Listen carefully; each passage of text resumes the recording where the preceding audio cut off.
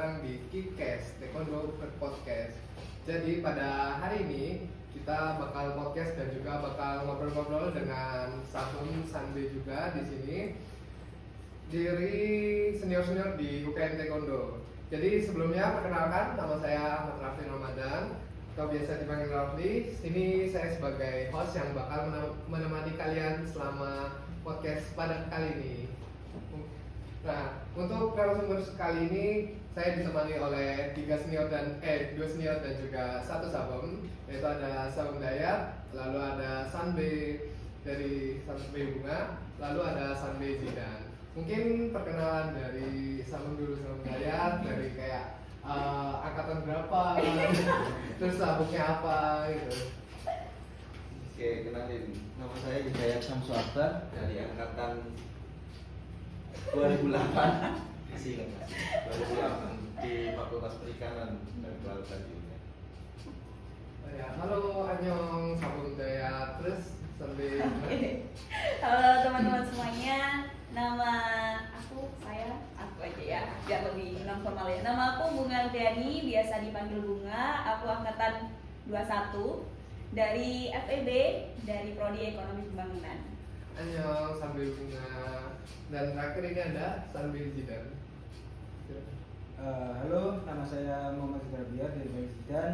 Saya dari Fakultas Perikanan dan Kelautan dari Prodi Aquacultur angkatan 2022. Anyong, Sanbe Zidan. Jadi kita udah pada kenal ya sama narasumber kita pada hari ini. Jadi bisa, oh ya sebelumnya kan saya manggil ini Sabun Daya, terus ada Sanbe. Apa sih Sabun sama Sanbe itu? Jadi kalau di Taekwondo itu Sabun itu bisa dibilang sebagai pelatih atau seseorang yang udah mencapai ke sabuk hitam. Lalu Sanbe itu adalah senior saya atau senior yang memiliki tingkatan sabuk di atas.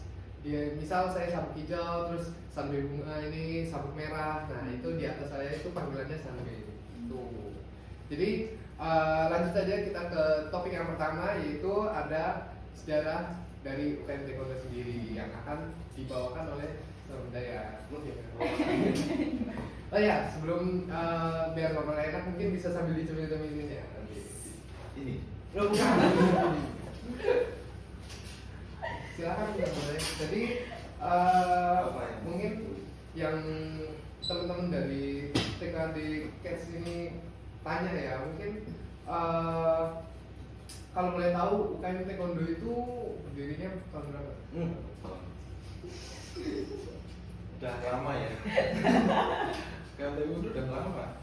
Tahun masuk aja itu ulang tahun ke berapa dulu? Kalian masuk ulang tahun ke berapa tuh Taekwondo? Kenapa ya? Udah. Sudah lupa. Sudah lupa, Lebih tepatnya nggak ada yang tahu kan kalian? Iya, sempat tahu tapi lupa. Secara SK itu kita Desember, makanya kenapa kok anak-anak itu selalu ulang tahunnya di bulan Desember. Oh iya benar. Padahal sebetulnya bukan Desember. Cuma karena SK itu keluar, baru kita nyatakan UKM itu kan berdiri. Makanya kok banyak yang merayakan itu di Desember. Anggap aja itu kayak legalitasnya UKM pertama kali. Dan itu angkatan-angkatan yang sudah lama sekali. Dulu kan UKM itu kan latihannya bukan di kampus D. Malah pertama kali yang menghadirkan UKM Taekwondo ini adalah teman-teman dari kakak-kakak kita, senior-senior kita di UNER yang dari Fakultas Kedokteran. Ini yang agak aneh kan. Coba sekarang nggak ada yang ikut Taekwondo kan? Iya. Sibuk semua. Padahal dulu Taekwondo pertama kali yang mencetuskan, ayo kita bikin yuk UKM Taekwondo. Itu anak-anak dari kedokteran semua anak-anak kedokteran. Habis itu lahirlah generasi berikutnya. Akhirnya UKM tercetak. Habis itu pindah, dulu latihannya di kampus A. Yang di setahu Sam ya, karena Sam juga dapat cerita seperti itu katanya dari orang-orang yang di generasi pertama itu, yaitu yang senior kita semua juga Sabun Mulyadi. Itu kan generasi awal-awal. Dan dulu yang mencetuskan dulu ada Sabun Budi juga Kalimantan. Dulu pernah kalian undang juga di HUT, mungkin bukan di generasi kalian ya. Dan sekarang waktu diundang lagi habis itu pindah latihan di kampus B. Di eranya sudah mulai milenial tahun 2000-an udah di kampus B. Habis itu pas zamannya Sabun ngerasain latihan di kampus B di 2008, masih ngerasain karena sekretariatan itu di kampus B. Di sampingnya gedung manajemen tuh yang sana. Udah itu di situ tempat yang kecil 2 lantai seluruh UKM di situ. Tempat latihannya ada 2 hall, satunya buat kalau nggak salah karawitan, yang satunya kasih ruang markas untuk latihan bela diri semuanya itu di kampus B. Itu tahunnya sama masuk tuh. Dan itu tahun peralihan karena di tahun 2009-nya semua mahasiswa yang UKM di situ suruh pindah ke sekret baru di kampus C. Tuh, kamu soalnya masuknya kan 2008. Berarti Sabunnya kan angkatan 2008 ya. Nah, jadi waktu zamannya Sabun itu ya 2 tahun 2008 itu apakah UKM Taekwondo itu udah kayak sepopuler sekarang gitu, udah banyak yang kenal atau masih emang ya lingkup-lingkup kecil aja yang emang orang-orang yang tahu-tahu aja gitu? Kalau populer sudah dari dulu. Karena sebetulnya kalau yang kalian lihat di UKM masih ada nggak ya Piala Arifin Sani? Masih. yang Itu membuktikan Yang gede. yang paling besar. Iya. Itu membuktikan kita dulu pernah menguasai Asia Indonesia bagian timur. Dulu itu kan kejuaraan se-Indonesia bagian timur. Kita dulu pernah juara umum 1, yaitu Piala Arifin Sani. Kenapa kok namanya Arifin Sani? Dulu kita punya senior namanya Arifin Sani, dan mungkin ada historinya di situ.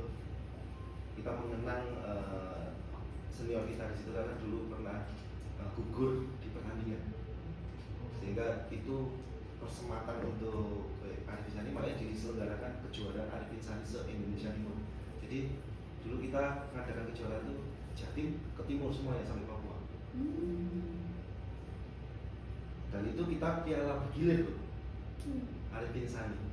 Jadi kita berhasil menyelamatkan Arifin Sani itu tetap berada di UKM. Itu artinya apa? Artinya dulu banyak atlet tuh, juga sudah populer. UNER juga sudah dikenal itu dari lama sekali. Siapa sih yang nggak kenal UNER? Ibaratnya di taekwondo-nya juga, siapa yang nggak kenal taekwondo? Zamannya Sabun itu Sabun selalu dengar kok, atlet UNER selalu dengar. Dan lumayan agak sedikit dikagumi gitu. Pokoknya kalau UNER yang main, wah pasti lumayan bagus. Nggak cuma baru sekarang aja. Sekarang ini justru kita yang mempertahankan, ya kan? Berarti UKM Taekwondo-nya tuh emang populernya dari zamannya Sabun dulu saya sebelum Lama, jauh, bahkan sebelum Sabun loh. Apalagi kalian. Sabun aja belum lahir, apalagi kalian. Terus kalau misal Sabun tuh flashback ke zaman-zamannya Sabun masih menjadi mahasiswa itu latihannya itu dengan generasi yang sekarang itu ada perbedaannya signifikan atau ya udah dari dulu latihannya begini sampai sekarang? Kalau signifikan atau enggak, kan kita lihatnya dari 2008 ya. Tadi sebenarnya dari zamannya Sabun masuk ke 2025 jaraknya berapa tahun? 16 tahun, 17 tahun. Berarti nggak bisa dikatakan signifikan juga. Ya landai. Maksudnya ada penurunan, ada kenaikan tuh fluktuatif. Jadi ya sempat naik, sempat turun, naik lagi, turun lagi. Cuman memang dirasa setelah masa COVID ya, itu penurunannya yang terasa itu di situ. Masa COVID itu membuat kita hampir tidak pernah ada kegiatan event kejuaraan itu dikosongkan selama 3 tahun, sehingga anak-anak persiapan keatletan juga nggak ada, ya kan? Nah itu yang dampak paling serius itu. Soalnya waktu zaman yang 2010-an kita sempat juara umum di Lumajang, kita sempat juara umum di kandang kita sendiri waktu kita bikin event, masih oke gitu. Tapi begitu sudah corona, keatletan ini kayak mulai berkurang dari sisi pelatihnya, atletnya, pengurusnya. Jadi dikatakan signifikan ya karena dampak Oke. COVID ini. Nah ini makanya kita mulai coba berbenah lagi dengan era yang baru, zaman yang baru. Sama makanya serahkan ke pengurus semuanya itu untuk ayo beri nuansa yang baru. Gitu. Terus kalau misalkan Sabun ini sudah lumayan ya, dari 2008 menemani sampai menemani kita sampai sekarang sampai di bulan sekarang udah mau 2026 udah mau 2026 ya. Nah itu kan Sabun membimbing kita dari dulu. Itu apa sih tantangan yang terbesar menurut Sabun ketika membimbing UKM ini, baik dari kepengurusannya, baik dari atlet-atletnya, dari menjaga Tantangan ya? iya. Dan mungkin ada Apa tantangan? Ya mungkin perubahan ini ya, perubahan apa namanya? Dulu kan sama mahasiswa, waktu juga banyak sekali. Maksudnya saya kan bukan orang Surabaya, jadi begitu di Surabaya, masa ya cuma mau tiduran di kos. Habis kuliah pulang ke kos, habis kuliah enggak, saya penuhin kegiatan saat itu. Jadi waktu kuliah, pulang kuliah selalu ada kegiatan. Makanya selalu tuh ngikutin semua hima tuh, apa yang di kampus fakultas, ikut semua. Volinya ikut, futsalnya ikut, basketnya ikut. Ya kan? Kalau di UKM, taekwondonya ikut. Dulu Sabun itu daftar di UNER itu bukan UKM taekwondo sebetulnya awalnya, malah futsal sama badminton. Beneran. Nggak daftarnya nggak daftar ke taekwondo malah pertama kali. Cuman akhirnya ada mungkin panggilan alam ya, balik lagi ke UKM taekwondo. Malah yang dua ini malah keluar. Bukan keluar sih, nggak pernah datang juga sebetulnya. Nggak pernah datang. Dan tiap hari saya menuhin kegiatan. Pulang kuliah itu kayak merasa apa yang di kos? Ngapain? Terus cangkruk, bahasa cangkruk itu nongkrong sama teman-teman kampus. Ngapain? Ini kegiatan ngasah sendiri aja. Nah saat itu UKM taekwondo itu posisinya dilatih sama head coach saat itu, sama Ainul. Dia kan head coach 2001 sampai 2008 yang waktu saya masuk. Juga ada tim pelatihnya, ada sama Muhammad. Kalau kalian pernah ingat sama Muhammad, sama Ali Zakaria yang sekarang jadi dokter gigi di Spanyol, dental care. Terus apa? Diamond Care ya. Terus ada sama Bibi juga sebagai asisten pelatih. Karena sama Bibi itu waktu saya masuk dia kan posisi sama kayak Sabun. Nanti waktu dan satunya kan. Jadi saya waktu masuk 2008 itu belum hitam. Belum, masih sok merah. Karena menurut Sabun dulu itu taekwondo itu yang keren merah. Bukan hitam. Putih-putih itu sabunnya merah. Kalau putih-putih hitam itu kurang keren menurut Sabun dulu. Makanya Sabun nggak pernah naik tuh. Sabun merahnya Sabun dari kelas 1 SMP. Sampai ke kuliah tak pakai kan merahnya. Sampai merahnya itu bukan warna merah, orange. Sampai akhirnya begitu masuk UNER mungkin gerakan hati juga karena saat itu pelatih-pelatih itu sudah mulai yang banyak kerja. Sama Ari juga posisinya itu masih skripsi ya, dokter gigi ya. Terus sama Muhammad juga sudah mulai masuk PNS, dia masuk kerja. Sama itu juga dipindahin kerja malah keluar kota Mojokerto. Sehingga tim pelatih itu hampir kosong. Sama Bibi juga saat itu mungkin ada kesibukan juga nggak pernah bisa ngajar. Akhirnya gerakan itu yang bikin Sabun udah aku tak naik hitam deh, biar ada Sabun hitamnya yang ngajar. Dan Sabun ngajar 2008 sampai ke 2009 itu 1 tahun sendiri dulu, karena nggak ada yang nemenin. Cuma senior banyak kan, sama angkatan paling bawah seniornya banyak. Jadi pelatihnya cuma sampai di 2009 itu baru Sabun ditemani sama Ari lagi atau orang. Terus ada siapa tuh, sama Muhammad juga masih ya sekali 2 kali lah datang bantu aja. Sabun Sarah kami bisa karena itu angkatannya Sabun tahun 2008 bantu. Soalnya dulu dia sibuk banget jadi atlet puslacap, nggak pernah bisa datang ke UKM. Dia atlet puslacap. Begitu sudah selesai masa di puslacapnya baru dia tuh masuk ke langsung full ke UKM. Habis itu saya minta naik ke hitam, saya minta lah masuk juga jadi tim pelatih. Baru generasinya anak-anak setelah itu tim pelatih itu pertama kali ya itu habis yang dari sama-sama ya itu terus tak bentuk lagi itu di tahun 2013 kalau nggak 2014 saya lupa. Itu 6 orang langsung bersamaan pelatih-pelatih kalian. Itu ada Saum Fahmi, Saum Romadoni, Saum Doni Kusuma. Oh beda loh ya. Doninya ada dua memang. Habis itu ada Saum Dani yang kakaknya itu kan boleh sebut nama. Terus ada Saum Febrian yang dia bisa panggil Kevin, Saum Biza. Dan 6 orang itu sapu hitam generasi setelah sapu.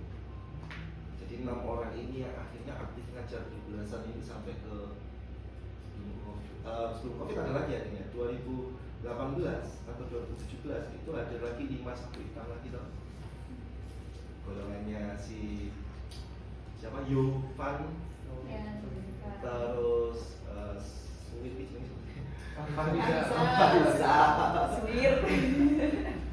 ya itu golongan yang berikutnya yang kalian kenal itu kan. Jadi kalau ditanya pengalamannya yang sangat paling berkesan ya sebetulnya benar itu pengalaman paling berkesan itu pas ngumpul apapun, kegiatan apapun. Karena kenapa sih proker ini dibuat? Karena ini kemauan anak sekolah. Makanya selalu lepas ya. Mau bikin proker apa? Selama itu bikin kalian ngumpul dan saling seneng bareng, ya itulah proker. Karena UKM itu memang dibentuk secara dari dulu ya, yang sama kita keluarga. Kita itu bentuk keluarga, makanya fasilitas semuanya di UKM dilengkapi.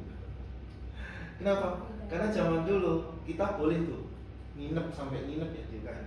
Di kampus B dulu juga seperti itu. Bahkan ada kasur di situ yang iya, kasur, bahkan ada kompor kecil, masak kok sama ini. Jadi kayak rumahnya anak-anak meskipun kecil, di kampus B itu kan kecil ruangannya, nggak sebesar yang di kampus C, kecil.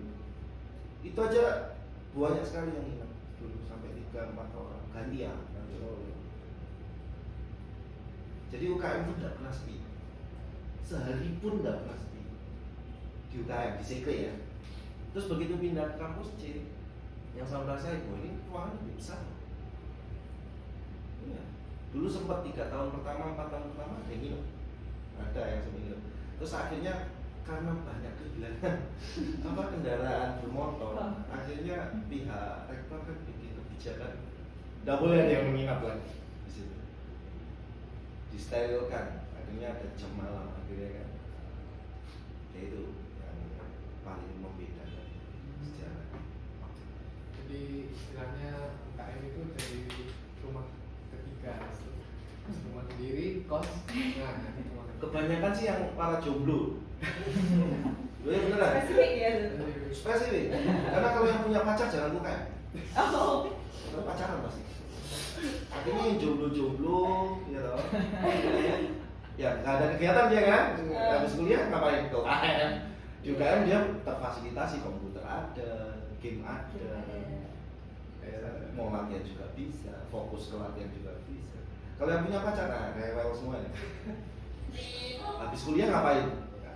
Lunch, terus dinner. Oh banyak banget kegiatannya orang pacaran kan? Nggak ngerti sama. Padahal di UKM itu juga ladangnya untuk cari pacar. Jadi bukan zaman kalian aja ya. Pacok-pacokan para atlet gitu. Ada yang jadi nikah tuh. Hah? Ada yang jadi nikah. Banyak loh. Banyak, beneran. Yang sesama UKM ya? Iya. Oh, banyak gak ya? Ada Mas Rizky, Mbak India. Oh ya enggak banyak sih. Maksudnya di dunia taekwondo, yang sesama taekwondonya itu banyak. Tapi kalau yang sesama UKM kayaknya hanya beberapa sih, 4 atau Tapi ada. ada. Ada seniormu itu sama Doni. Oh, bener juga. Sama bukan sama, masih senior ya, Dita. Sama-sama dari UKM taekwondo. Cuma beda angkatan. 2012 sama Dita itu 2013 ya. Tapi 1 tahun. Nggak mau Mas Zidan. Mas Zidan? Aduh. Aduh. Kalau yang sampai nikah loh ya. Tapi kalau yang pacaran banyak. Aduh. Waduh. Banyak. Jadi teman-teman yang jomblo mungkin masuk UKM taekwondo cari-cari. Ya. Kita sampai menyimpulkan kok dulu, ini anak-anak yang seumuran ke UKM ini anak-anak jomblo semua lah. Ya pasti, gitu kan.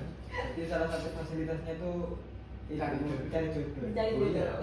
Oh iya. Anak-anak itu sukanya gitu, begitu ada maba masuk, selalu perbandingannya cowok sama cewek kan banyak cewek. Oke. Iya. Apalagi Korea pop itu di kita kan kalau demonstrasi yang diunggulkan dancernya ini. Dancernya. Yang masuk cewek semua akhirnya. Yang cowok yang masuk tulang lunak semua gitu kan. Ya tapi ada yang memang masuk karena Atlet. aku pengennya taekwondo keatletan segala macam banyak. Ya beragam tujuan lah anak-anak itu masuk kan. Ya kita ikut populer karena Koreanya sih. Taekwondo dari Korea, jadi sekarang ini Korea lagi hype dari tahun 2016 ya sekitar segitu ya 2014an.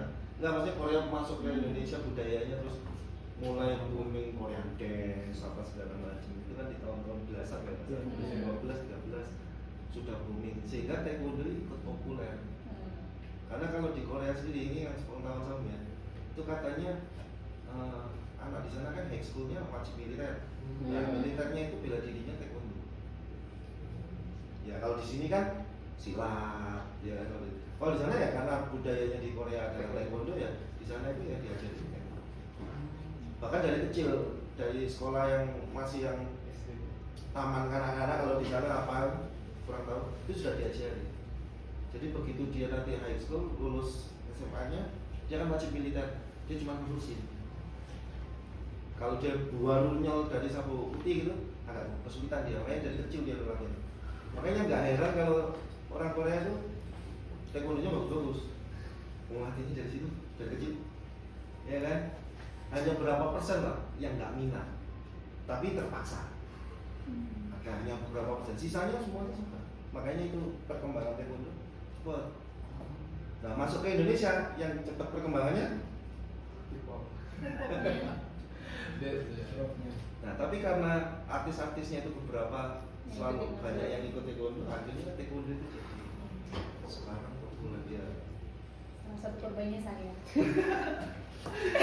Testimoni Tapi itu lain. nggak masalah, Iya, karena itu betul, iya. memang cara ya untuk pemasaran taekwondo yang sangat-sangat bagus. Makanya kita nggak heran kan kalau demonstrasi mesti nyelip-nyelipin Yes. ya, untuk gaya peminat. Jadi tadi sebelumnya sudah paparin sejarahnya dari zamannya sebelum Dayat kuliah sampai pas zamannya sebelum Dayat berkuliah, dari maba, dari perbedaan dari zamannya zaman apa milenial ya, Gen Z. Ya kalau sama milenial kan Milenial. tahun 90. Jadi dari zamannya Lahiran milenial 90 milenial. sampai ke Gen Z itu perbedaan-perbedaannya. Sekarang kenapa? Gen Z. Tapi Gen sekarang apa? apa Apa? Gen apa sekarang? Terserah. Ya. Mungkin lanjut ke ini ya, ke mungkin kan di taekwondo nih selain dance gitu juga ada kejuaraan-kejuaraan juga gitu yang Iya. banyak yang kita ikutin. Mungkin dari kejuaraan itu kita udah banyak ya, dari tiap tahun tuh pasti kita mengikuti kejuaraan internasional terus nasional juga.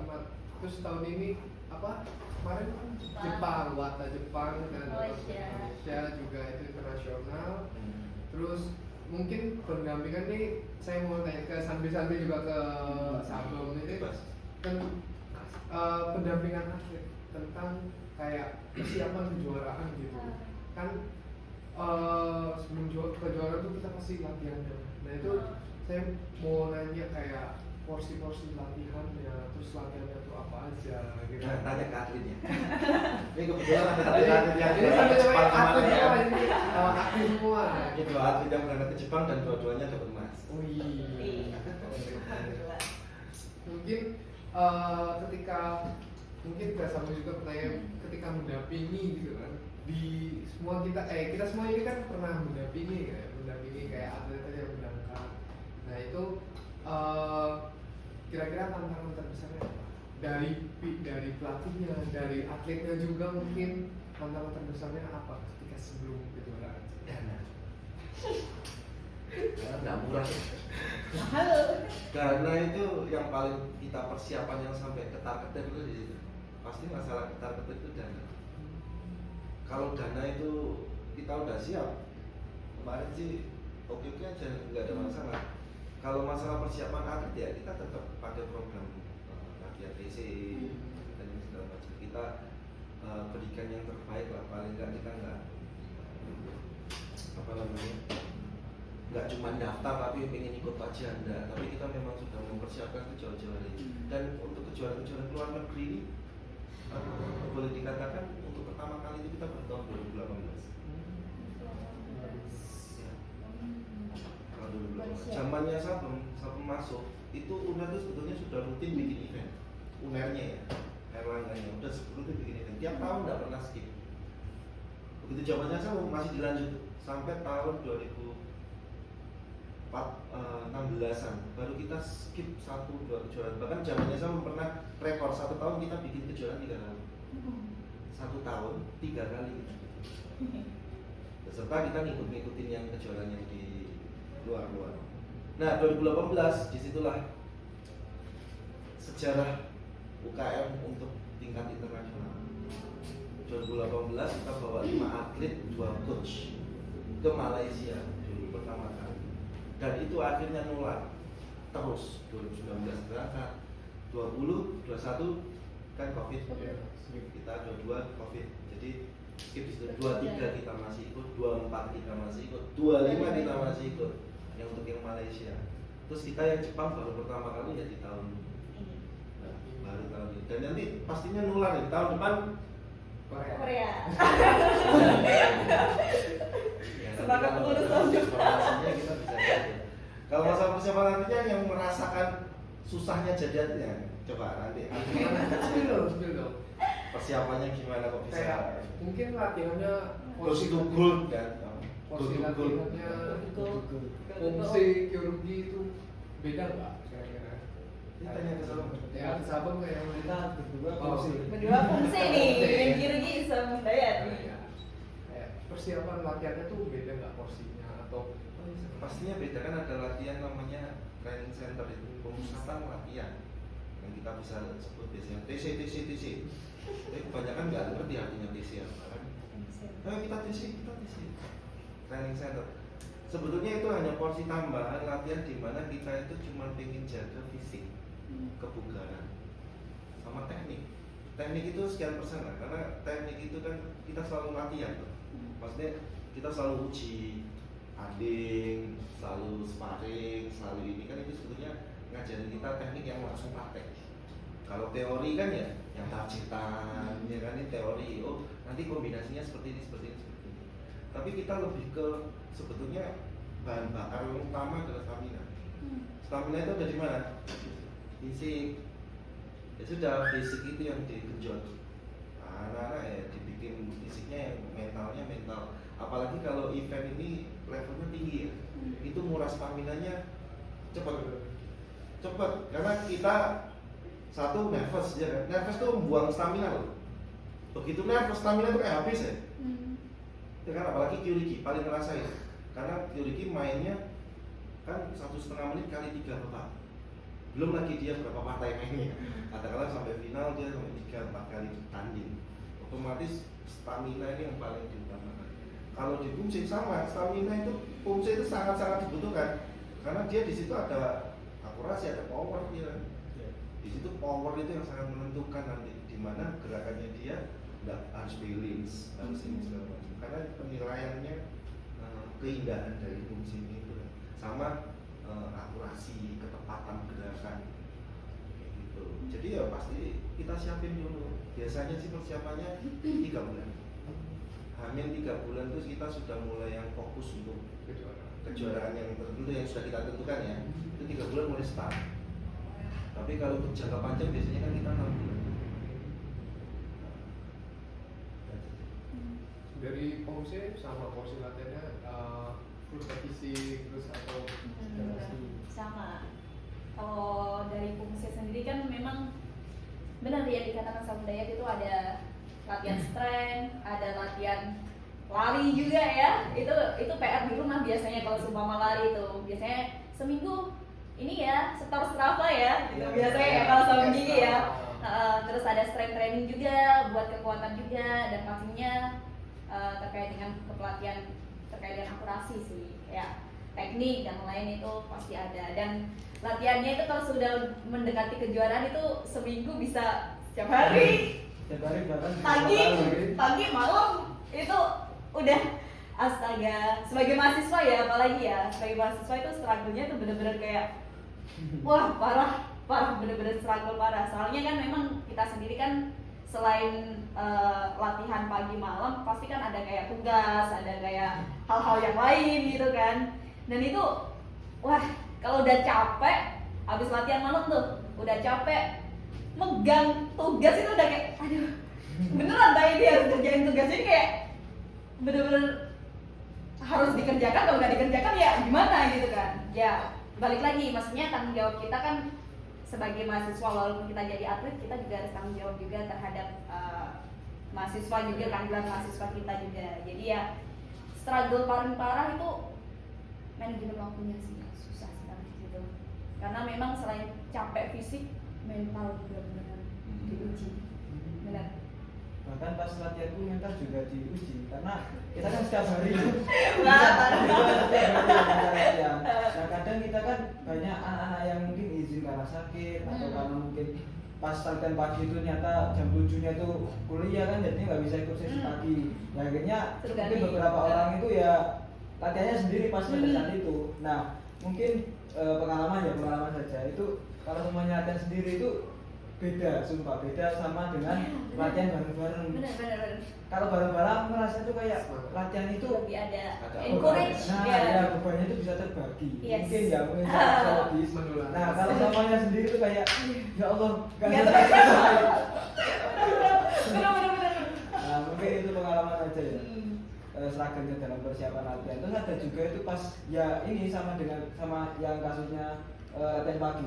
Kan saya pas kuliah mungkin semester tengah itu pasti ada kelas jam 8.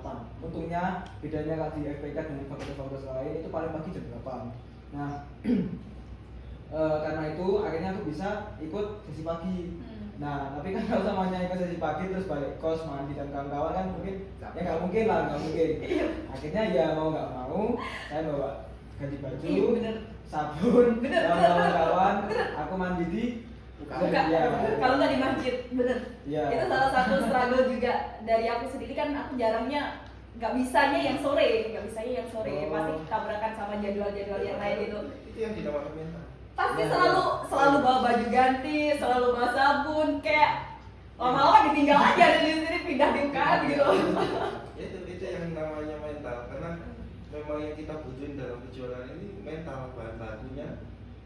Fisik dan stamina itu tadi karena kalau kita punya fisik stamina mental itu juga akhirnya pede karena kita persiapannya kan bagus.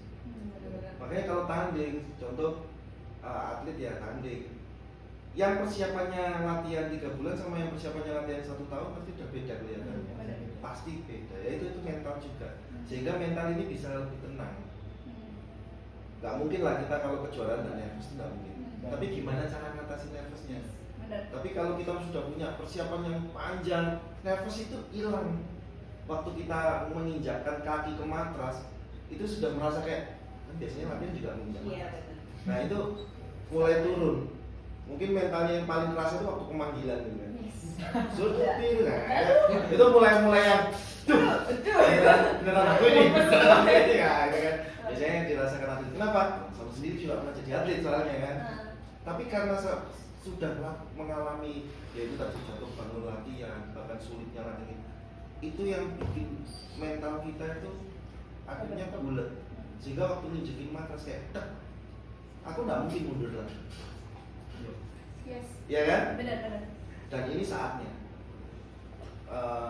showtime saatnya giliran tuh untuk memperlihatkan ya sudah aku perlihatkan yang ada dan yang bisa. Makanya waktu tanding itu yang dilatih bukan hanya teori, bukan hanya justru yang paling utama itu fisik, ya fisik kebugaran, karena itu yang bentuk mentalnya nanti. Makanya latihannya ya semi militer. Kenapa? Karena kita untuk memperlihatkan itu loh, secapek ini memang kalau kamu untuk menuju ke emas. Kalau cuma untuk menuju ke perak perunggu mah nggak usah sesulit itu latihan kayak gitu loh. Tapi untuk emas, oh ini beda. Ya kamu memang ada prioritas yang kamu korbankan. Cuman bukan berarti kita mau menghilangkan gitu loh. Nah, contoh kayak tadi ada tugas kuliah terus nggak usah kerjain yang seperti itu juga. Tetap gitu ngatur ritmenya. Kan kita yang mahasiswa, jadi kita yang manajemen, kita yang manage. Tapi kebutuhan kamu untuk di turnamen itu sudah kita berikan. Ya itu apa? Ya latihan terus. Emang latihan ini sangat menguras banyak energi ya. Nah itu kadang kan atlet itu kan sambil berkuliah ya, terus juga latihannya itu yang katanya pagi terus sore juga latihan. Itu kan terkadang bikin apa ya? Kayak misal ada atletnya nih mentalnya down ketika hamil 2 minggu atau bahkan pas sudah nyampe venue itu mentalnya down.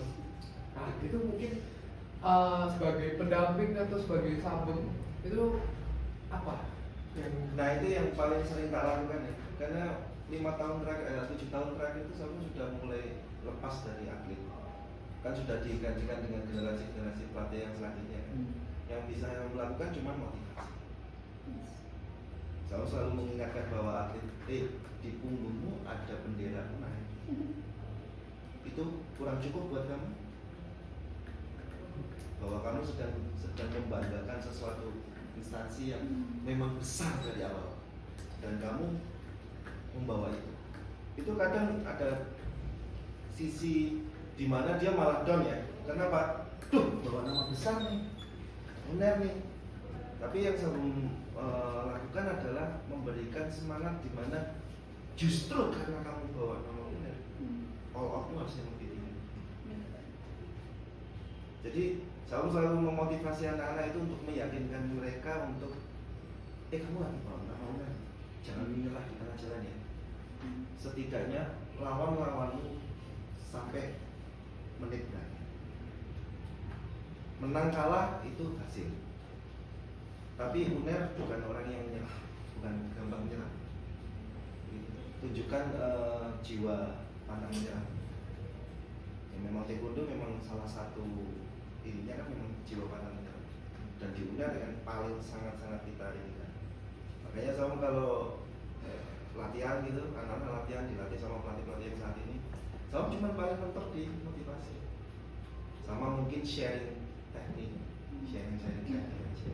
Kalau sekarang kan yang paling aktif yang ngajar kan ada saya, sama Kiki, Ita ini yang paling aktif. Karena sampai detik ini belum punya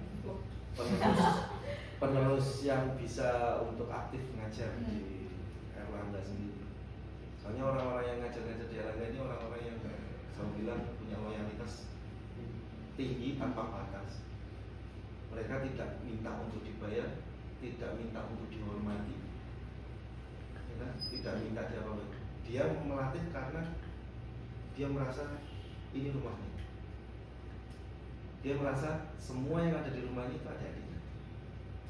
Sehingga dia tanpa berpikir, dia pasti mau. Makanya pelatih-pelatih kalian ini perlu kita kasih respect yang tinggi. Ya, udah jauh-jauh ngajar, datang hanya untuk adiknya dapat prestasi. Pelatihnya dapat apa? Nggak dapat apa-apa. Mikirin program latihannya, mikirin datang latihannya, mikirin ini segala macam. Yang dia dapat apa? Kebencian dari atletnya kan.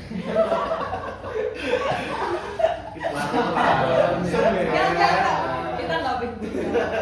Kita sayang. Yang digawe koyo obat tidak bisa. Benci itu pasti Ya tapi memang ada saatnya kadang kalau udah capek Tapi tahu nggak? aduh. Saat kalian bertanding, orang yang paling paling nervous itu pelatih. Nervous. Sampai bikin jantungan. Kalau Samu ini lagi nge-coach ya, atlet biologi, Samu pasti jantungan. Bukan karena khawatir kalah atau apanya. Samu ini nggak tega gitu kalau dia itu sampai nanti iya, Samu pengen kasihkan yang terbaik. Begitu dia tanding, terus dia tidak perform gitu, Samu merasa gagal. Aduh, kok gini ya? Merasa bersalahnya tinggi. Pelatih itu bebannya berat. Bayangin kayak Salomita gitu kan. Sekarang dia punya atlet yang punya rekor juara. Terus nanti punya atlet lagi. Bebannya dia lebih berat lagi loh. Ini kalau nggak juara dia gimana? Paham nggak maksudnya? Nah, makanya sering tak gugah untuk anak-anak bantu aja. Biar kita tetap punya segudang atlet yang memang berpotensi untuk tingkatnya lebih tinggi. Dan kita punya peluang itu loh sebetulnya. Apalagi kemarin sudah berhasil sampai ke Jepang. Tahun depan malah mau apa? Korea. Ya, ini kan artinya kita ada peningkatan di sini. Dan harus diikuti oleh ya atlet-atletnya yang punya prestasi yang lebih tinggi.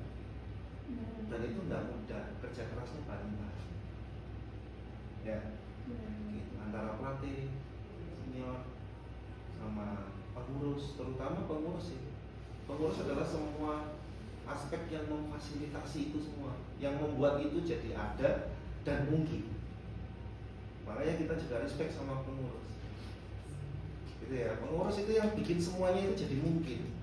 Kalau bukan karena pengurus, kalian nggak mungkin kejuaraan ke luar negeri. Siapa yang ngurusin?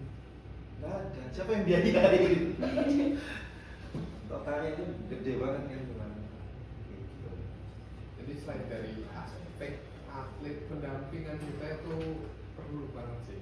Apalagi kita sebagai atlet juga merasakan itu ya. Mungkin dari tadi kan aspek dari pendampingan, mungkin sekarang dari aspek atlet POV dari atletnya sekarang. Dari mungkin Kebencian tadi itu. Oh enggak. Tidak ya, Sota. Nggak Bercanda benci. tau, bercanda. Kita benci, tapi cuma kayak cuma gitu. Nah, mungkin sambil bunga nih, mungkin dari awal masuk UNER sampai bisa ke Malaysia ke Jepang kayak wih mas gitu. Terus gimana jalanannya, didampinginya atau wih kalau kesannya apa sih yang paling ini? Gitu ya. Kalau mungkin background dulu ya, kenapa kok bisa ikut taekwondo itu pertama itu karena sebelum kuliah itu aku sebenarnya udah join di taekwondo gitu. Jadi meneruskan lah, ibaratnya meneruskan. Tapi nggak expect juga, oh ternyata duniaku taekwondo juga gitu loh. Padahal dulu ya masuk taekwondo ya cuma ya pingin seneng-seneng, pingin ketemu teman, terus pingin ikut latihan aja gitu kan. Tapi ternyata Malah jadi ketua UKM. iya, malah jadi ketua UKM, gimana ini? Ini nggak, tapi dari situ itu aku banyak belajar banget di taekwondo, banyak sekali. Mulai dari manner, mulai dari cara berperilaku, mulai dari sikap, disiplin dan lain itu aku banyak sekali belajar di taekwondo gitu. Terus aku masuk itu ini ya Samia, saya tuh baru masuk ini baru di tahun selanjutnya ya, semester depannya itu ya. Oh, iya. Semester awal itu aku belum masuk taekwondo guys, karena semester awal itu aku masih nyiapin, aku salah satu atlet juga Puskacap gitu, jadi masih belum bisa untuk latihan full di UKM. Aku baru bisa latihan full di UKM itu next di kepengurusan selanjutnya gitu. Nah langsung jadi ketua UKM, apa enggak? Dan itu after COVID guys, jadi posisi itu after COVID dan bener-bener kayak struggle-nya itu bener-bener luar biasa karena memang pembentukan baru gitu loh. Karena dulu kan memang ada ngurus-ngurusnya, cuma karena ada COVID jadi kan memang secara online kan, jadi sangat jarang sekali untuk bertemu gitu. Jadi memang benar-benar struggle-nya itu luar biasa. Selain jadi mahasiswa, jadi pengurus, jadi atlet, udah triple tuh, ya kayak gitu. Ya balik lagi, tantangan paling terbesar adalah manajemen waktunya. Apalagi di awal-awal after COVID di kepengurusan aku itu kan memang awal-awal membangun kan, awal-awal membangun dan juga awal-awal adanya kejuaraan secara offline gitu. Jadi pertama itu kita bener-bener bingung kayak ini cara ngambilnya gimana, ini cara gini-gininya gimana gitu. Kalau sekarang kan memang sudah banyak sabun yang mendampingi, sudah banyak senior-senior yang mendampingi, jadi saya rasa udah lumayan oke lah untuk bisa berjalan gitu. Di situ dari mulai taekwondonya gitu. Terus habis itu mulai ketagihan itu karena pertama kali saya mewakilin UKM Taekwondo itu kejuaraan Pomprov di Malang. Pertama kali gitu. Tahun berapa itu? Tahun berapa ya? 2023, 23. Bukan sebelumnya kepengurusan malahan. Sebelumnya kepengurusan. Jadi sebelum kepengurusan itu aku ikut Pomprov gitu. Ada almarhum. Iya, Sabno Farli didampingi almarhum Sabno Farli ikut Pomprov pertama kali itu ya walaupun kalah tapi rasanya aku ingin lagi gitu loh. Dari rasa kekalahan itu tuh malah ngerasa aku harus bisa lagi gitu. Aku jadi bukan kayak kalah ya udahlah menyerah nggak usah ikut lagi gitu. Enggak, malah pingin aku pengen lagi kejuaraan lagi nih. Oke, ada kejuaraan nih. Oke, aku ikut gitu. Jadi memang dari kekalahan tersebut aku nggak pernah menang guys dulu, beneran nggak pernah menang. Kayak Kang Dayat tahu sendiri lah, saya dulu nggak pernah menang sama sekali. Tapi dari situ tuh malah jadi pendorong kuat bagi diri aku itu kayak aku harus bisa dapat medali gitu. First medali itu didapat waktu di kejuaraan UI.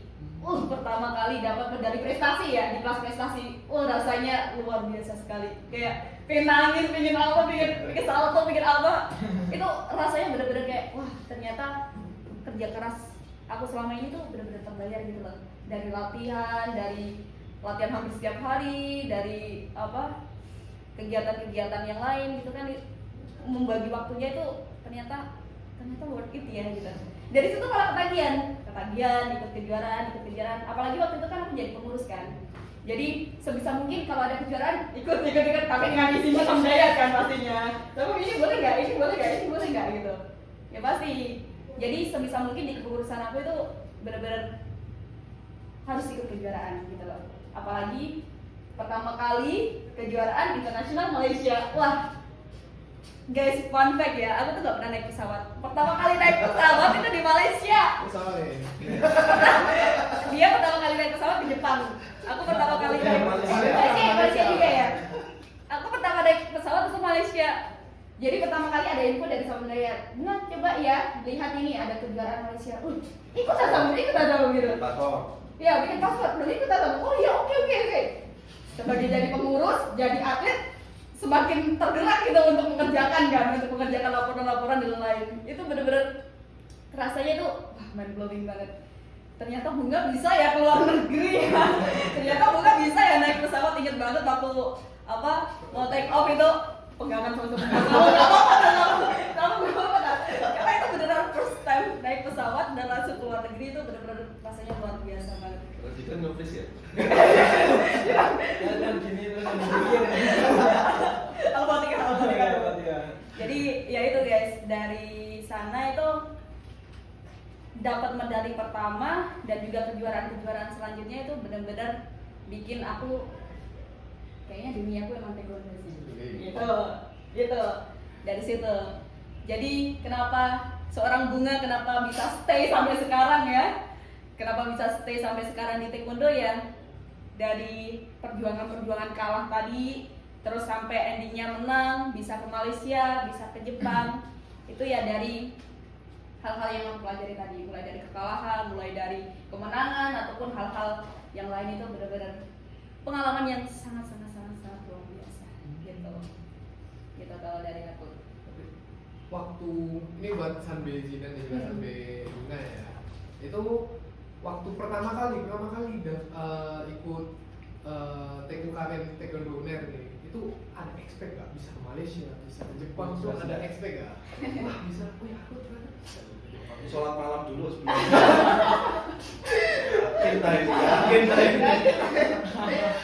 Ada nggak ada? Ya kalau namanya presentasi pada saat masuk ke UKM pertama ya isi pikiran saya cuma latihan aja. Bahkan justru kan ya sama, aku latar belakang dulu pernah ikut taekwondo sampai sabuk biru. Nah sampai aku ada pikiran itu masuk taekwondo ini, aku pura-pura jadi sabuk putih aja, aku biar bisa latihan dari nol. Makanya aku pengen latihan kayak gitu. Terus nggak tahu kenapa ya, kayak suruh store sertif dengan kawan, akhirnya ya mau nggak mau aku nunjukin identitas aku. Terus kayak ada yang kayak apa, memberi pengakuan gitu loh, senior. Wah, kamu pernah ikut taekwondo dulu? Iya sambil ya ketawa-tawa tipis lah kayak gitu. Nah, akhirnya ya aku cuma pikiran apa namanya first apa? Ya first impression ya cuma paling cuma latihan-latihan aja. Kejuaraan itu aku juga sama sekali nggak expect. Ya terus tiba-tiba ada yang nawarin, ya pertama kali itu kan Erlangga Cup. Ya akhirnya coba ikut latihan-latihan, latihannya berat ya. Terus anu kalah.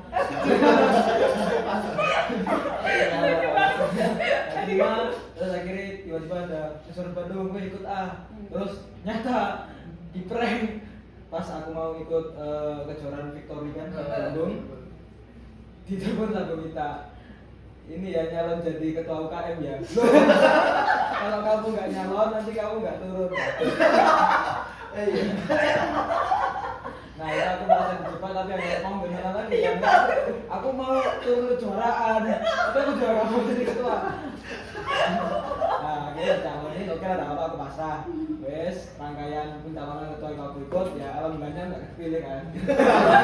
Orang sini tuh alhamdulillah nggak pilih. Ya, tapi untungnya aku tetap berangkat. Ya meskipun aku berangkat kejuaraan di Bandung kalah, kan nggak apa. Selanjutnya di Jogja alhamdulillah bisa dapat emas.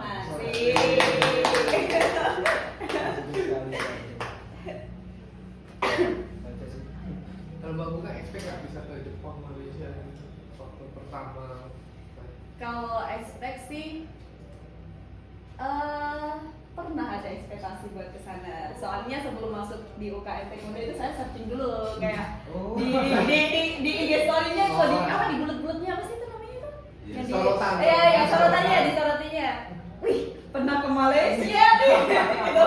Jadi kayak aku kalau seumpama mau join di Taekwondo, bisa nggak ya ke Malaysia ya? Bisa nggak ya? Jadi dari awal itu udah ada keinginan buat harus target luar negeri gitu, harus target luar negeri gitu. Jadi memang sempat ada ekspektasi buat kesana gitu, dengan cara ya itu lah, selain jadi atlet jadi pengurus. Kalau atlet doang kayaknya pengurusnya nggak jadi kan, nggak mungkin berangkat ke Malaysia juga kan waktu itu. Jadi akhirnya yaudahlah coba gitu loh, coba ikut pengurus, coba ikut atlet, rasanya luar biasa. Rasanya luar biasa, tapi benar-benar semuanya terbayarkan gitu loh. Tapi untuk yang Jepang ini beneran kayak expect, karena jujur Jepang itu negara impian. Jujur guys, Jepang itu beneran negara impianku buat dari kecil itu buat bisa kesana. Jadi waktu pertama kali turun keluar dari bandara itu kayak rasanya ini beneran di Jepang dah. Ini kan di Malang dah. Kok filmnya sama adem ya. Kayak gitu. Ya gitu. Well, lagi ya pasti ya. Cuma nggak bisa ketemu Doraemon aja. Iya. Beda tau. Beda tau. Ya gitu. Pertama itu pasti ya sedikit ada ekspektasi buat kesana, cuma gak expect juga ternyata bisa sejauh ini gitu. Ternyata bisa nih dapat medali aku gitu, mengharumkan nama UNER juga, bukan nama UNER juga, Indonesia juga kan, kancah internasional. Jadi rasanya wah bangga sekali kayak gitu sih. Jadi sebelum masuk UNER tuh stalking dulu dah. Iya dong, harus dong. Teman-teman masuk UKM UNER itu stalking aja IG-nya UKM, dilihat aja itu banyak prestasi-prestasi dari atletnya. Terus ada nggak momen pertama momen yang paling menegangkan gitu sebelum kayak tanding? Kalau jujur ya, aku kan juga atlet juga ya, apalagi Kerugi itu ketika ketemu musuhnya tuh langsung kayak aduh pulang. Kalau bisa ikut selesai. Iya, pengen selesai kayak injek matras tuh kayak itu matras baru. Kayak yang terbiasa itu bawa. Latihan soalnya matrasnya saya. Nempel semua warnanya. Beda itu. Ini bukan matras yang biasa aku injek gitu ya. Beda kali. Nah, itu ada nggak sih hal yang momen yang paling menegangkan?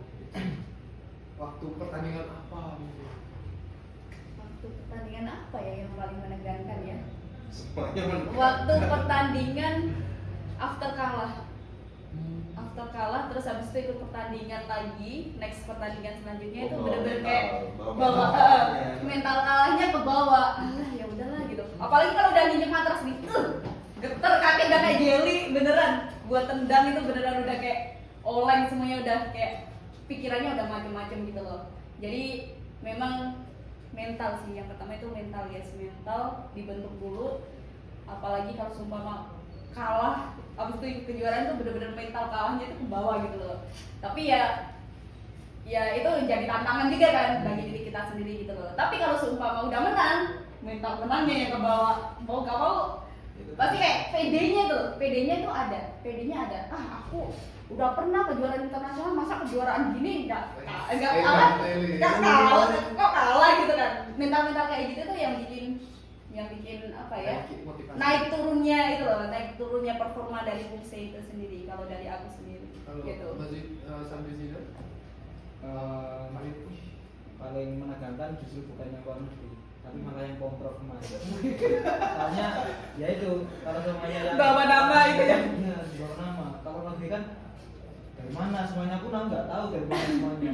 Nah, tapi kalau yang Pemprov ini benar-benar, oh ini RUNR, oh ini RUB, itu semuanya kayak ke apa bahasa? Pressure-nya tinggi. Pressure-nya tambah tinggi ya? Tinggi karena ke apa? Ditandai sama orang gitu, oh ini anak UNER. Yang menang internasional nih. Lah ya itu kan udah jadi beban. Mungkin itu sih, mungkin dari saya yang paling apa bahasa menegangkan itu yang justru di Pemprov. Nah, terus kan sampai ini kan udah apa ya? Udah banyak prestasi yang udah didapat ya dari UKM Taekwondo UNER ini kan.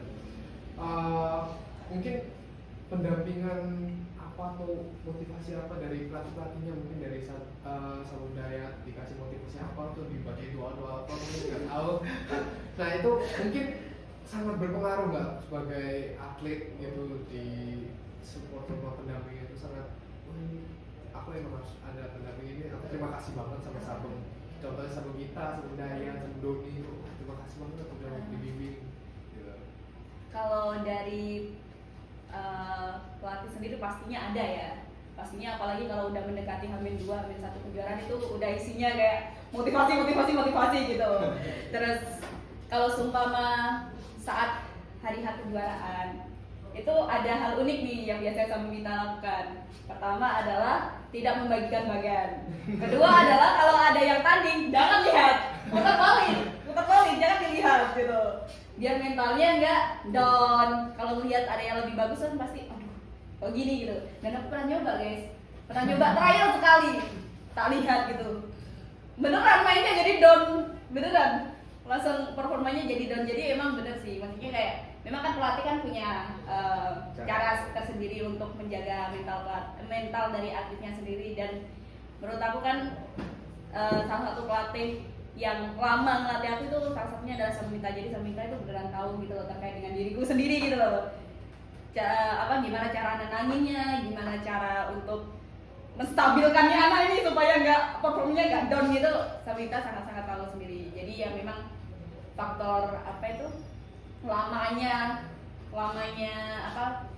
berlatih bersama Samita itu merupakan salah satu faktor yang apa ya, sehingga Samita tahu lah tentang diri aku sendiri supaya ini anak bisa performanya good gitu, kayak gitu kalau dari aku. Mungkin dari motivasi ini kan sebelum kita berangkat ke lokasi pertandingan, kita kan pasti sama orang-orang di sekitar itu kayak wah ayo mas, pas lebar itu cukup dari pressure. Tapi pas mungkin aku sempat di kejuaraan aku lupa itu dia langsung minta sama aku berdebat, aku grogi gini. Terus ya simpel aja dari minta ya kayak ya udah tampil aja sebaik-baikmu, wes gak usah ngarep apa-apa. Ini kamu tanding versi terbaikmu. Kan sebentar tahu sendiri gimana progresku dari awal sampai aku tanding. Mungkin ya itu yang diharapkan. Ya bagaimana aku tanding itu nggak seperti aku yang dulu pas latihan. Yes. Gitu. Aja sih mungkin. Yes. Itu yang cukup berpengaruh tapi simpel. Patokannya itu bukan di lawannya tapi Ya, persaingan dengan diri sendiri gitu. Ya. Kamu harus lebih baik daripada diri kamu Pakai aku sendiri. Pungse kan, yang Yes. fight kan. Beda. Ya. Banyak yang fungsi loh lawannya. Kalau Kyuriki kan 1 lawan 1. Iya. Kalau Pumse itu 1 lawan 1000 penonton. Ya, teman-teman itu kayak kadang itu ada yang kejuaraan itu pas kita tanding yang fungsi terus sepi tiba-tiba kayak woi kok diam saya. Iya lagi. Astaga, itu cukup pressure. Tapi ya kembali lagi ke motivasi yang saya minta tadi, yaitu mungkin cukup memberi ya tenang dikit lah.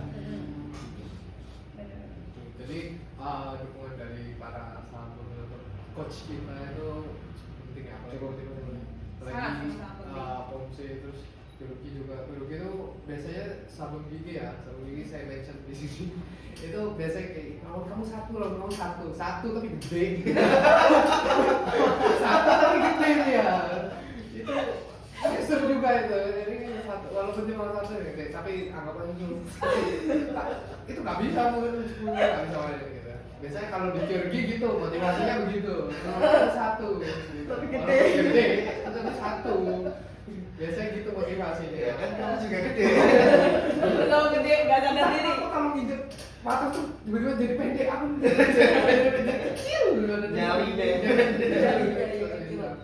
Mungkin last ya, mungkin buat pemirsa atau penonton yang bakal nonton kita nih, mungkin motivasi apa sih? Mungkin buat yang mau masuk ke UKM Taekwondo atau yang emang aku mau mulai, aku loh kak gak ada basic apa-apa, mendang cuma nonton dari Tekken doang itu mungkin motivasi dari dari sampai di sini mungkin apa motivasinya biar bisa semangat ikut kejuaraan atau ikut di UKM Taekwondo ini? Kalau saya melihatnya dari tahun ke tahun ya, atlet yang berhasil, maksudnya bukan atlet yang berhasil bisa menang atau tidak, berhasil dari kekangan pemikirannya dia sendiri terkait dia bisa nggak sebetulnya untuk memenuhi semua kebutuhan atlet, itu dari kecintaannya dia di taekwondo terutama. Karena kalau yang kan banyak toh, ada juga yang pengurus tapi nggak pernah ikut latihan, kan juga ada toh. Banyak.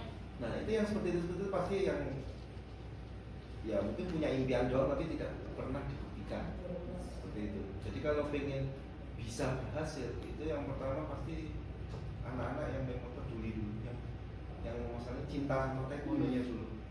Karena dengan dia suka sama bela diri ini, apapun lah model latihannya, sekeras apapun model latihannya, itu pasti dia juga tetap suka. Maksudnya tetap mau jalankan. Karena kalau yang sudah nggak suka sama bela diri ini, suruh jalani latihannya terpaksa, ya hasilnya mentok di situ. Dia nggak pernah bisa berkembang. Jadi kalau mau berkembang, yang pertama ya sukai dulu bela diri. Apa sih yang disukai dari bela diri? Jadi alasan landasan utama. Jadi jangan saya masuk UKM Taekwondo karena saya suka K-pop. Terus saya pengen ikut kejuaraan, kan nggak nyambung. Kan nggak nyambung. Dia pengennya dancer kok, bukan fight ataupun pumse.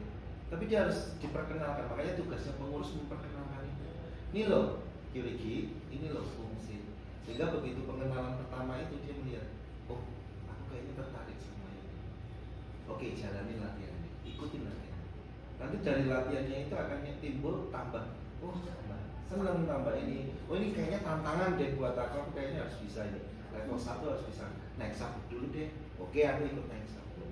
Jadi itu motivasi itu ada dari diri sendiri sebetulnya.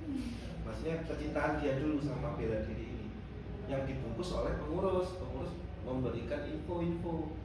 Ini loh, taekwondo itu seperti ini, taekwondo seperti ini. Kamu sudah tergabung di UKM Taekwondo, maka yang kamu jalankan ini.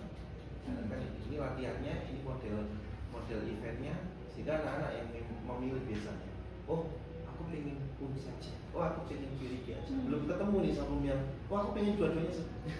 Soalnya ada atlet pumse kebanyakan malah tanding di Kyuriki juga. Banyak nggak? Banyak. Makanya dia kalau kejuaraan dua kelas ikut pumse juga. Bahkan sampai ada satu atlet berhasil bisa bawa pulang itu 1, 2, 3, 4 emas. Jadi yang dia individu, yang pair, beregu, sama Kyuriki yang emas semua. Jadi dia pulang bawa 4 emas. Itu ada. Dan itu di UKM belum ada yang punya impian untuk, wah aku pengen 4 emas satu pertandingan. Itu belum sampai ke situ. Kenapa? Karena kita juga nggak punya role model yang 4 langsung dapat emas 4 itu. Jadi motivasinya gimana dia? Ayo ngawali. Dulu Uner itu semuanya juga dari awalan dulu. Dulu nggak punya atlet Pumse, sekarang jadi punya. Itu kan juga punya awalan dari itu. Itu kalau nggak dilandasi kemauan berat. Pumse itu kan latihannya repetisi. Dan itu sangat-sangat membosankan. Kalau bukan orang yang cinta sama ini, Pumse ini, berarti dia memang suka sama Pumse. Nggak mungkin mau diajak latihan. Sudah yakin aku. Ayo pukul, dang 100 kali ya. Kok 100 kali? 20 deh, ya 5 kali. Ya 20 kali 5 jadi sama aja kan. Ngapain gitu? Aku ngulang-ulangin ngapain? Padahal Pumse itu kan bentuk ya repetisi memang. Karena itu yang diulang-ulangi sehingga jadi habit. Habit itulah yang dibentuk sehingga bentuknya itu nggak mungkin salah nanti waktu dia tampil. Ya, kalau orang yang nggak benar-benar suka, bisa dijamin nggak mungkin mau itu katanya. Begitu juga orang yang nggak suka sama Kyoriki, latihan fisik, wah kabur duluan. Ya loh, Jubiudong itu males, ngapain? Langsung pengennya sparring. Begitu sparring, keram semua naik semua ototnya. Jadi ada proses, jangan pernah merasa ini instan. Aku ingin ikut taekwondo, aku pengen juara besok. Ya jangan. Ya kamu rintis karirnya gitu ya. Mungkin tahun depan ini dulu deh, level kota dulu deh.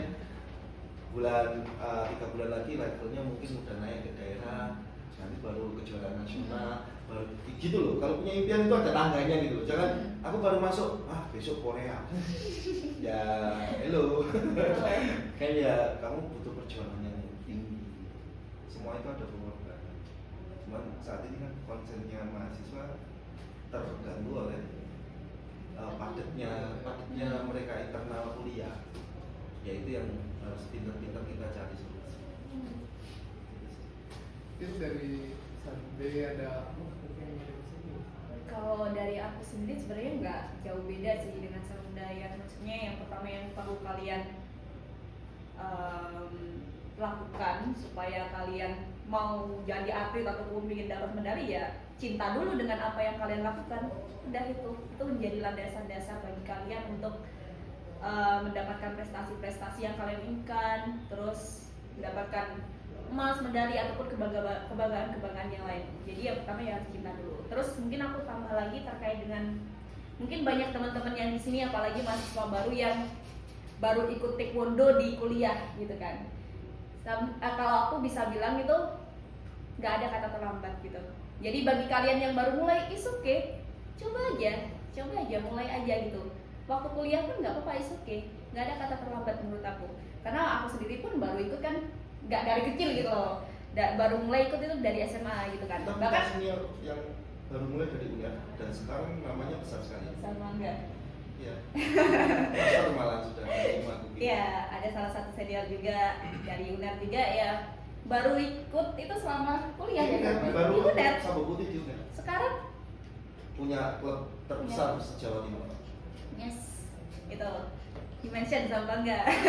Oke, itu jadi salah satu hal yang membuat aku juga merupakan hal yang penting juga ya. Maksudnya bagi teman-teman pasti ngerasa, aduh aku udah terlambat nih gitu, udah gede masa ikut taekwondo, masa latihan sama bocil-bocil. Enggak, it's okay. Semuanya itu ada tahapannya sendiri, semua ada waktunya sendiri. Jadi kalau seumpama kalian baru ada keinginan buat ikut taekwondo di waktu kuliah, it's okay, nggak apa-apa, coba aja. Bisa aja kalian jadi atlet, bisa kok.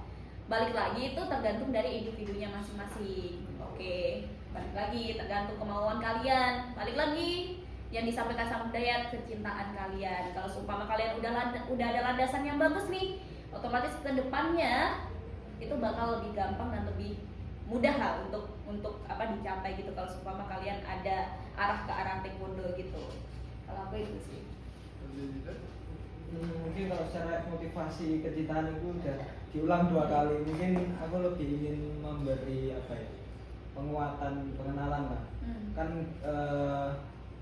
di media sosial kan kebanyakan influencer yang memberitahu pentingnya kesehatan, terus membentuk otot dan kawan-kawan. Nah, gimana lagi ada suatu komunitas yang menyediakan tempat untuk berlatih kayak gitu, ada temannya biar nggak kesepian, terus bisa bonus ikut tanding, mana lagi? Jalan-jalan Ya, nih pasti- gratis. ya, itu tergantung nggak? Iya, iya. Yang pasti bisa difasilitasi apa ya, latihan dan info terkait pertandingan. Yes. Kalau pertandingan nanti dapat medali, kalau medali dapat uang.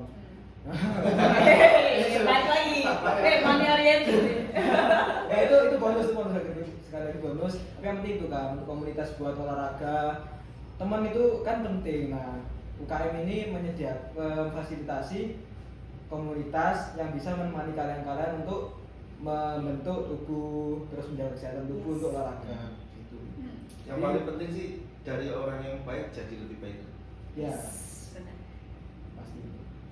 Oke, terima kasih Sabung Daya, sampai Bunga, sampai Zida sudah meluangkan waktunya ya untuk ngobrol-ngobrol di sini di Kikes ini.